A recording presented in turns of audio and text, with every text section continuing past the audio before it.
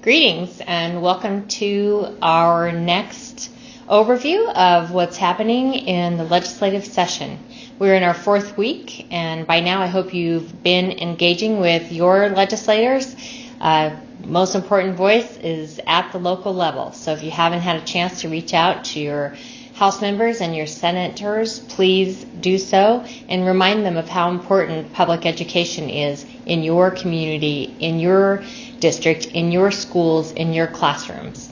So, brief overview, the House remains unorganized, which is putting kind of a, barrier in place to progress on that side. The committees haven't been formed, bills are not being introduced.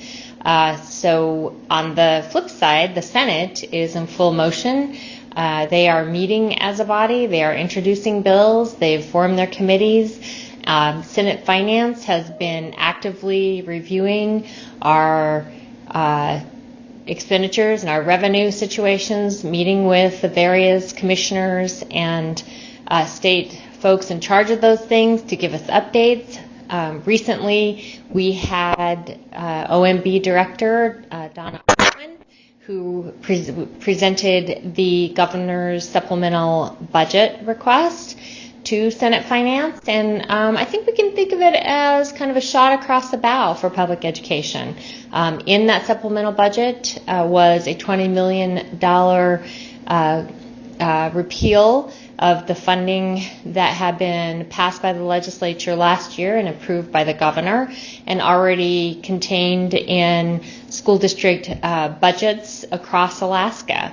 And as public educators, we know that once a legislature, who are the appropriators, the purse strings, pass legislation and it is not vetoed by the governor, then historical practice is that school districts are able to plan for the use of those dollars, and accordingly school districts did do that. They did so properly based on historical practice, based on the legislative intent, and we're halfway through the school year. So the $20 million proposal, I think, caught public education by surprise and also appeared to catch Senate Finance members by surprise. I think we can be appreciative to the many senators who asked OMB if they reached out to public education, if the school districts were aware of this, and were surprised to learn that, of course, school districts were not. So at this point, nothing has gone forward with that. There will be additional hearings. But I think we can think of it as a heads up to what's coming. The budget is going to be released by the governor and the administration on February 13th, next week. We're hearing that they're breaking all the glass.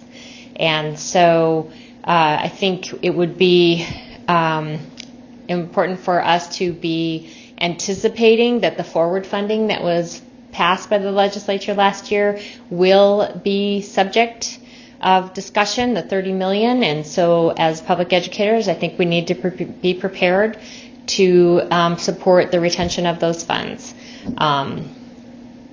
One thing I'd like to remind everyone is that the Alaska Council of School Administrators, who represent superintendents, secondary principals, elementary principals, school business officials, and the host of school administrators that serve across Alaska.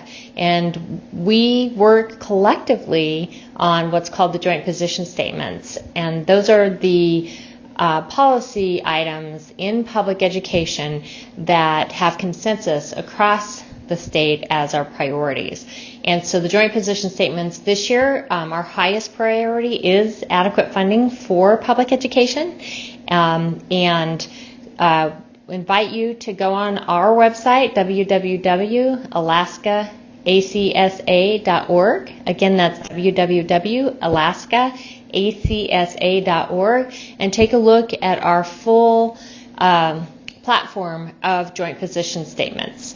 Appreciate all that you do to serve our students every day, and we'll be back for another update once the budget is released.